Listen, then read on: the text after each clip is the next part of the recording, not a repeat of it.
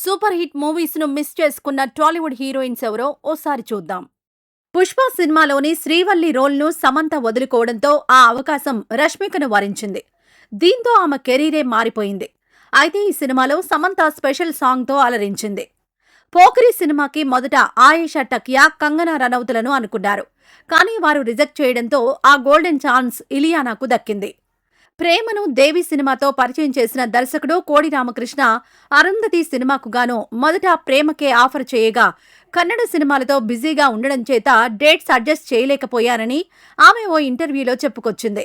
ఆ రోల్ను అనుష్క శెట్టి చేసి చరిత్ర సృష్టించింది. నిన్ను కోరి సినిమా టైంలో సమంత మిగతా ప్రాజెక్ట్స్ కి కమిట్ అవడంతో వదులుకోవాల్సి వచ్చింది.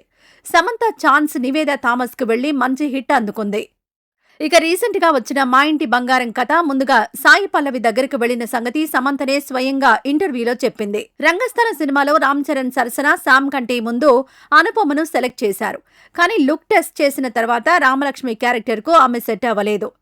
బాహుబలి సినిమాలోని శివగామి పాత్ర శ్రీదేవి తిరస్కరించడంతో రమ్యకృష్ణ చేతిలోకి పోయింది.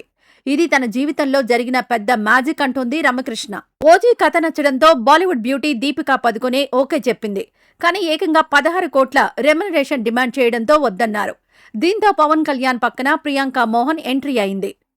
గీతా గోవిందం సినిమాకి రష్మిక మందన్న కంటే ముందు లావణ్య త్రిపాఠిని సెలెక్ట్ చేశారు. ముద్దు సీన్ ఇష్టం లేని కారణంగా లావణ్య రిజెక్ట్ చేయగా ఐశ్వర్య అర్జున్ కూడా అదే కారణంగా వదులుకుంది. అయితే ఆ లిప్లాగ్ సీన్తోనే ఈ మూవీ స్టోరీ టర్న్ అవుతుంది. ఈ మూవీతో రష్మిక క్రేజ్ మారిపోయింది. ఇక చేతినిండా సినిమాల కారణంగా తమన్నా మిస్టర్ పర్ఫెక్ట్ సినిమా నుంచి తప్పుకుంది. సినిమా చూశాక ఎంతో బాధపడిందట. టైం కుదుర్చుకొని ఈ సినిమా చేయాల్సింది అని ఆమె చెప్పుకొచ్చింది.